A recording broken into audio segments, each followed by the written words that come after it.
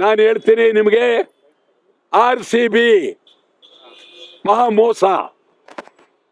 RCB ಗೆದ್ರು ಅಂತ ಹೇಳಿ ಕರ್ನಾಟಕದ ಜನ ನಿದ್ದೆ ಮಾಡದೆ ಕನ್ನಡಿಗರು ಜೈಕಾರ ಹಾಕೊಂಡು ಬೀದಿಗೆ ಬಂದ್ರಿ. RCBಯಲ್ಲಿ ಕನ್ನಡಿಗರು ಯಾರಿದ್ದಾರೆ? RCBನಲ್ಲಿ?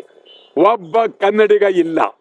ನಮ್ಮ ರಾಜ್ಯದ ಅನೇಕ ಸಮಸ್ಯೆಗಳು, ನೀರಿನ ಸಮಸ್ಯೆ, ನೆಲದ ಸಮಸ್ಯೆ, ಭಾಷೆ ಸಮಸ್ಯೆ ಬಂದಾಗ ಬೆಂಗಳೂರಿನ ಜನ ಈ ರೀತಿ ಬೀದಿಗೆ ಬರಲಿಲ್ಲ, ನುಗ್ಲಿಲ್ಲ, ಹೋರಾಟ ಮಾಡಲಿಲ್ಲ. ರಾಜ್ಯದ ಸಮಸ್ಯೆ ಬಗ್ಗೆ ಹೋರಾಟ ಮಾಡಲಿಲ್ಲ. RCB ಇದು ಏನು ಅಂತ ಹೇಳಿ ನೀವು ಬೀದಿಗೆ ಬಂದ್ರಿ. ಇದು ನಿಜವಾಗಲೂ RCB ಇದೊಂದು ಜೂಜು, ರಾಯಲ್ ಚಾಲೆಂಜ್ ಜೂಜು. ಇವೆಲ್ಲ ಜೂಜಿನ ಕಟ್ಟೆಗಳು. ಎಲ್ಲ ಶ್ರೀಮಂತರು ಆಟಗಾರನ್ನ ಪರ್ಚೇಸ್ ವ್ಯಾಪಾರ ಮಾಡಿ ಇಟ್ಕೊಂಡಿದ್ದಾರೆ. ಪ್ರತಿಯೊಬ್ಬರು ಆಟಗಾರರು ವ್ಯಾಪಾರ. ಒಂದು ಕಾಲದಲ್ಲಿ ಕ್ರಿಕೆಟ್ ಆಟ ಆಗಿತ್ತು, ಈಗ ಕ್ರಿಕೆಟ್ ನರಕ ಆಗಿದೆ.